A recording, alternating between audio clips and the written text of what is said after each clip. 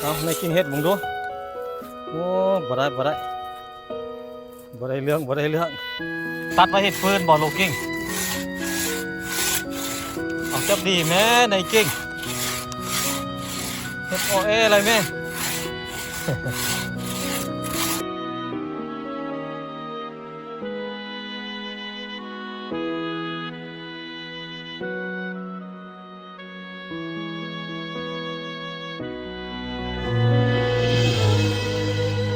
อันเซ็งหรือยังยังบอลเซ็งเมย์กิ้งเดี๋ยวจะใส่เมย์กิ้งอยู่เวียงจันทร์เฮ็ดอย่างอยู่เวียงเฮ็ดเวียเมย์กิ้งกระโทรมาจิบ่เจ้าบริโภคหาเมย์กิ้งบ่บริโภคหาเลยเด้ผมมีบัตรโทรบ่มีเน็ตเนาะ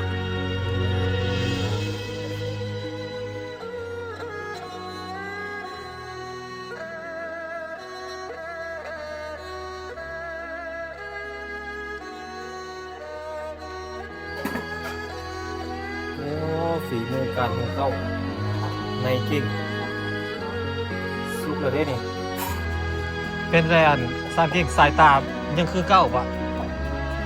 ในกิ้งก็เฮ็ดข้าวเฮ็ดน้ำเฮ็ดอยู่เฮ็ดกินปั่นสร้างกิ้งเป็นอยู่บ่กินอยู่บ่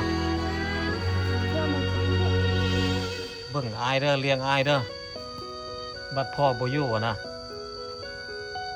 บัดพ่อบ่อยู่เจ้าก็เลี้ยงเอาเบิ่งเอาอายแหละเวลาเอาผัวไปก็เอาอายไปอยู่น้ำเอาบ่ฮะเอาอายไปอยู่น้ำอยู่บ่สิทิมอายบ่สิไปอายอันจ้องเข้าแล้วไปอยู่น้ำผัวฮะเฮ็ดได้ซะเอาไว้ไปอยู่น้ำผัวยันผัวหายบ่กระทำผัวก็เนาะถามมาคันเจ้าผู้ให้ก้อยเอาไว้มาเลี้ยงนี่ก้อยกับบ่เอาเจ้าเนาะในจริงเนาะคันเจ้ามักฮักก้อยเจ้าก็ต้องฮักอายก้อยน้ำแม่นบ่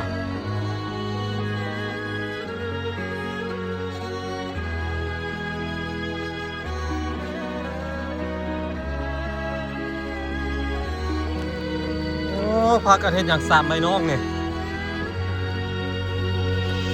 ในกิ้งเฮ็ดแล้วโอ้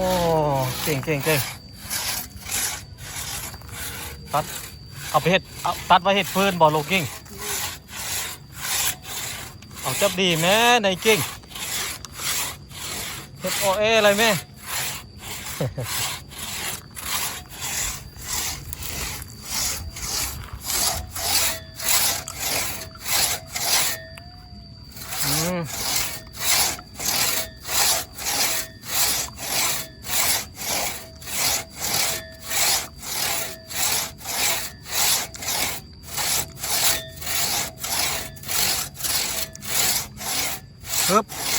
ฮึบ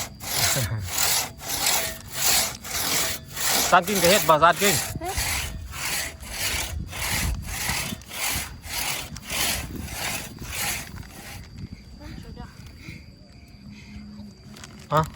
ขนมเนี่ยเห็นบ่ฮะเห็น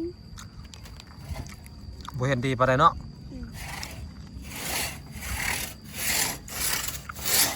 อันนี้เราไว้ซีดใส่หั่นบ่อันนี้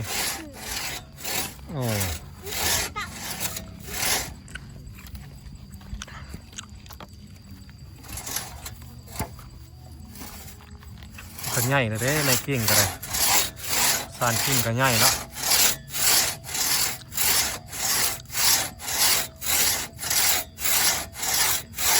บ่ได้เจอกันโดนเลยมานั่งนี่นะเอ้กิ้งมานั่งนี่สิสัมภาษณ์นี่เป็นอะไรหันหน้ามาพี่แม่เอาสบายดีก่อนดูสบายดีกินนะแม่นั่นกินได้รสกินรสไปได้เจ้าก็สบายดีอยู่บ่สบายดีอยู่เนาะได้อันเซ็งหรือยังบอลเซ็ง เมยกิ้งเมยกิ้งเดี๋ยวจะใส่เมยกิ้ง เมื่อกี้อยู่อย่าง อยู่เวียงจันทน์เฮ็ดหยังอยู่เวียง เมื่อกี้อยาก เฮ็ดเวียกโอ้เมยกิ้งก็โทรมาอยู่บ่ บอก เจ้าบ่ได้โทรหาเมยกิ้งบ่ เลยโซ่ บ่โทรหาเอ้ยเด้ ตัวมีปักทุก บ่มีบัตรโทรโอ้บ่มีเน็ตเนาะ ที่ห้าไปซื้อตัว หาก็ไปซื้อมาเติมบ่มีบัตรโทร หันหน้ามาพี่แม่หันหน้ามาจับดีแม่มาคุมกันนี่นะนั่งปิ้นตีนมาพี่ปิ้นหน้ามาพี่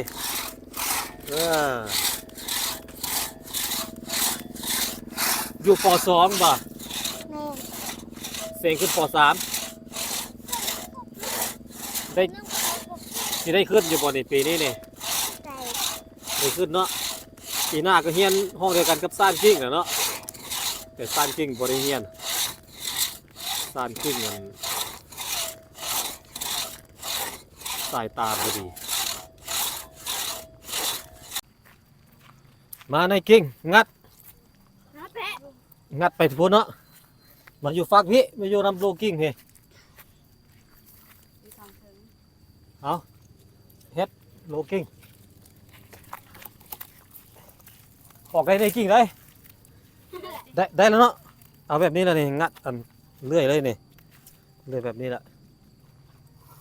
มาเลื่อยจักบาทมันก็เลื่อยสี่แควดีๆมันจังคม เลื่อยบริสี่แควกันบ่จักนี่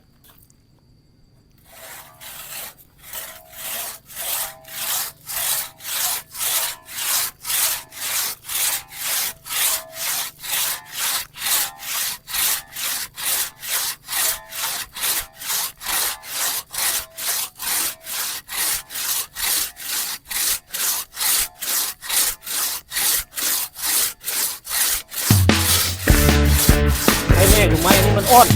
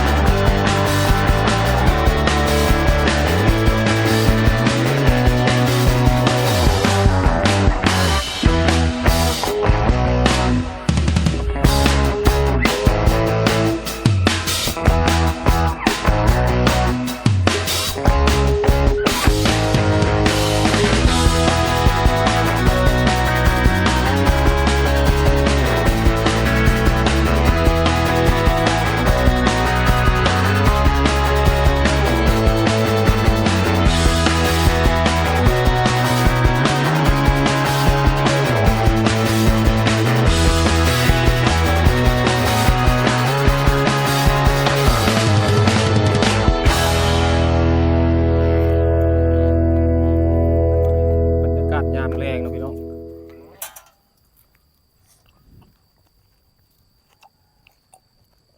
หมู่บ้านผาสร้างเงินของเท่าโลกิ้งนั่นเอง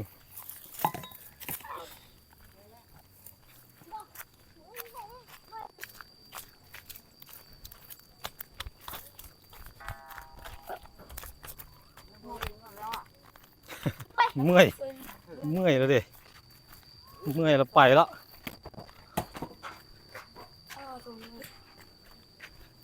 เมื่อยล่ะโอ้ในกิ้งก็เมื่อย อาบน้ำอยู่บ่มื้อนี่ อาบอยู่ อาบอยู่ไส น้ำ อาบอยู่พุ่นใส่ไปเบิ่งดูเข้าเบิ่งอันโซฟีมือดูนู่นหุงข้าวสุกอยู่บ่หุงข้าวเป็นแล้วบ่เลี้ยงอ้ายได้แล้วบ่โอ้ฝีมือการหุงข้าวในกิ่งสุกแล้วเด้นี่ในกิ่งงมโอ้หุงเป็นแล้วเนาะแสดงว่าเฮ็ดกินหุงข้าวเฮ็ดอยู่เฮ็ดกินปั่นซ่านกิ่งได้กิ่งกินได้แล้วเนาะมีแต่สลิงครับสลิงเรางงซับกุกซับก้าอยู่เพิ่นก็ได้ในกิ่งซ่านกิ่ง เฮ็ดอยู่เฮ็ดกินมีแต่สลิงปิดไว้นี่แม่เอาฝาหม้อปิดไว้เป็นอยู่ซั่นนะ นี่เสือเหรอพวกเรา ปีกายนี่บ่เพิ่นไปหาเฮ็ดเพาะไปกับซานกิ่งโลกิ่งในกิ่งปีนี้ยังพันไปปีนี้เบิ่งมันออกก็จังสิไป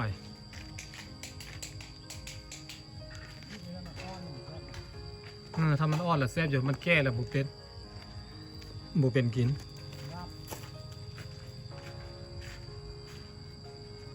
จะต้องพากันอาบน้ำเด้อส่งไอ้น้อง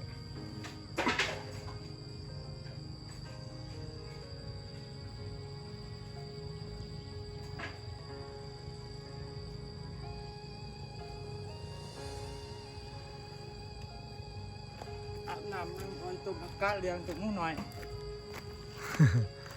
ต้มผักกาดเลี้ยงตัวหมูน้อย3ตัวเนาะต้มผักกาดเลี้ยงหมูน้อย3ตัว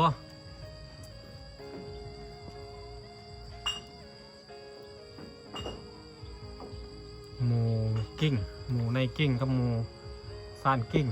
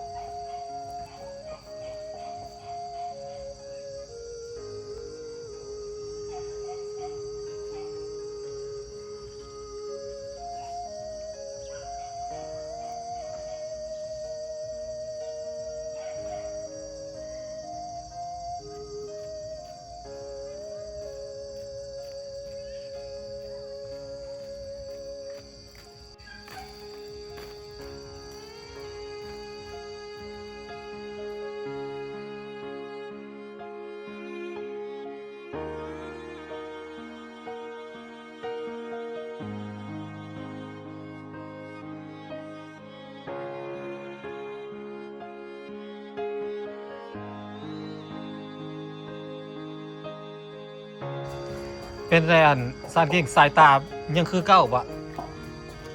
พี่ก้อง ยังแนมคือเก้าแนมไปทางหน้าคุณเห็นปะ เห็น เห็นอยู่เนาะเห็นภูเห็นพาอยู่เนาะ แล้วมันดูดีสิ อืม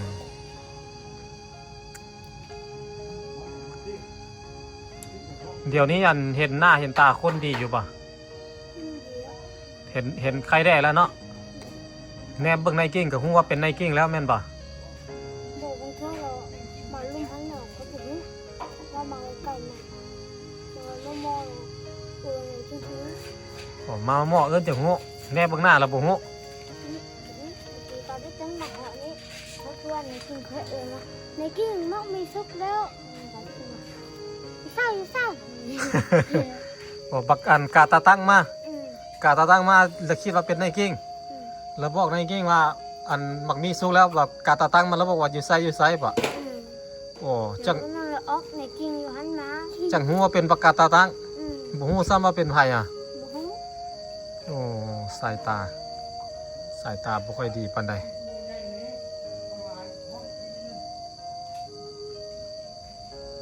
ในกิ้งแล้วเลี้ยงอายเนาะในกิ้งก็เฮ็ดข้าวเฮ็ดน้ำเฮ็ดอยู่เฮ็ดกินปั่นซ่านกิ้งเป็นอยู่บ่กินอยู่บ่ ม มันเชื่อมันก็บ่เฮ็ดมันเชื่อค่อยก็เฮ็ด บางเทื่อให้อ้ายเฮ็ดเจ้าก็บ่เฮ็ด มันบ่สร้างจริงใครมันก็บ่สร้าง จืนไข่ก็ยังเฮ็ดบ่เป็นอยู่คือบ่เฮียนเฮ็ดเฮียนป .2 แล้วป .2 ป .3 ก็เฮ็ดข้าวเฮ็ดน้ำเป็นแล้วคนมุงเด็กน้อยมุงคนอื่นเขาก็ยังเฮ็ดเป็นเด้เฮียนเฮ็ดเด้อเบิ่งอายเด้อเลี้ยงอายเด้อบัดพ่อบ่อยู่อะนะบัดพ่อบ่อยู่เจ้าก็เลี้ยงเอาเบิ่งเอาอายแหละเวลาเอาผัวไปก็เอาอายไปอยู่นํเอาบ่ฮะเอาอายไปอยู่นํอยู่บ่สิทิมอายบ่สิไปอายอันจ้องเข้าแล้วไปอยู่น้ำผัว บ่มี ฮะเฮ็ดได้ซะเอาอายไปอยู่นํ โดย บ่ยันผัวหายบ่กระถามผัวก่อนเนาะถามว่าคันเจ้าบ่ให้ค่อยเอาอายมาเลี้ยงนี่ค่อยก็บ่เอาเจ้าเนาะในจริงเนาะ นี่ คันเจ้ามักฮักค่อยเจ้าก็ต้องฮักอายค่อยนํแม่นบ่บ่ฮู้ที่ฮู้แดนหยังดอกอันนี้ยังพุ่นแหละบัดใหญ่พุ่นแหละซานกิ้งก็น่าจะช่วยตัวเองได้พอได้อยู่แล้วเนาะเฮ็ดข้าวเฮ็ดน้ำเฮ็ดอยู่ให้กินเป็นอยู่บ่ซานกิ้ง เป็น พอได้อยู่เนาะ อืม อาบน้ำอาบในซักเสื้อซักผ้าได้อยู่เนาะ ได้ มันก็บ่ได้ถึงขั้นว่าบ่เห็นหยังเลยเนาะมันก็แนมเห็นอยู่เนาะซานกิ้งแต่ว่าสายตามันบ่แจ้งซื่อๆเห็นมองผิดมองถูกซื่อๆแต่ก็ เชื่อเลยเราไปลิ้นหรอกบ่นั่งหรอกคือเสียงได้ยินเอิ้นเท่านึงหรอกเนี่ยไปเห็นบ่เห็นแล้ว อืม เสียงเพิ่นเอิ้นซื้อค่อยเนี่ยไปเบิ่งบ่เห็นแล้วตอนเฮาไปเฮา แนมบ่เห็นเขาฮะ ไปหามันหรอกเขาคือเสียงบ่รู้เพิ่นเอิ้นแหละเนี่ยมาเบิ่งแล้วบ่มีเขา เมื่อกี้นี้ยังมอมแมมอยู่เวลามันอาบน้ำแล้วก็น้ำมันก็ใสมันก็สะอาดขึ้นอยู่เด้มันก็ได้ในจริงก็ได้มันก็คือคนแด้ล่ะทำบิดละคือหมาน้อยนี่หน้ามุมคือบักอันเกากิ่งของเราคือพี่กระสือนี่มันเนาะผมยุ่งผมหย่อง อาบน้ำขับมาแล้วอาบน้ำเด้อไปรีดมาแล้วก็อาบน้ำก่อนจังนอนตื่นมาก็ล้างหน้าแปรงฟัน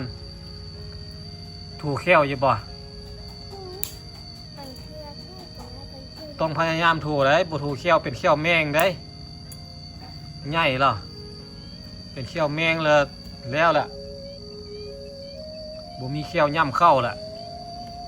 เขาก็เป็นแมงอยู่ เอาเป็นอะไรแข้วแมงงั้นเศร้าแล้วบ่เศร้าเจ็บแล้วบ่ยังเจ็บอยู่บ่ได้กิ่งมันสิออกอยู่บ่ มันสิออกเลยก็เนี่ยจนบ่ออกนะของเขาแมงยงก็กินเจนั่นคือว่าโหแต่ว่ามันจับลงมันคืออี เดี๋ยวนี้ยังเจ็บอยู่บ่เดี๋ยวนี้ เจ็บอยู่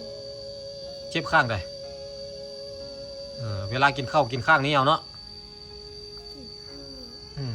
ข้างนี้ก็เจ็บข้างนี้ก็เจ็บทีนี้ก็เจ็บ อ้าว นี่เรากินน้อยๆนางสัน ใส่อาปากผมดู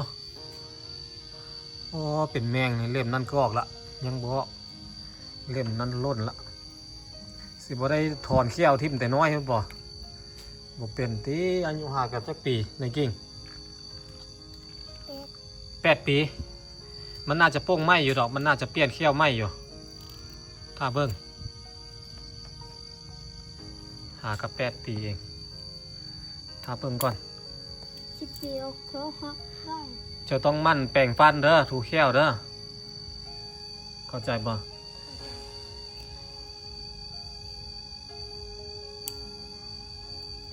เพื่อนยังบอกอุดมนันยังบอกให้ตอนนี้ ไปได้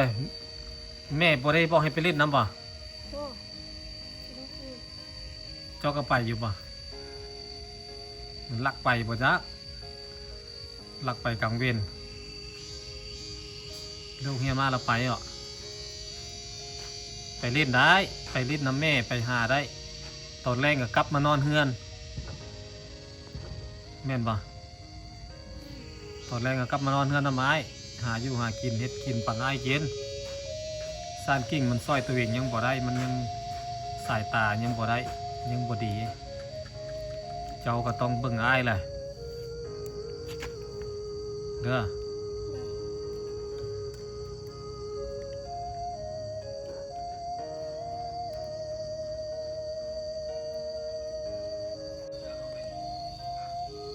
ไปกลับก่อนเด้อเอาสบายดีบายบายก่อน สบายดีไป ซานกิ่งบายบาย โดย แล้วกันสิลิ้นน้ำใหม่เด้อ โดย มาอัปเดตน้องในกิ่งน้องซานกิ่งมีคนถามหาเนาะครอบครัวในกิ่งเป็นอะไรวะซัดก็ตามนี้เลยประมาณนี้กำลังสิกินข้าวแรงพ่อกำลังเฮ็ดกินอยู่พ่อกำลังเฮ็ดอยู่กินตอนน้องกิน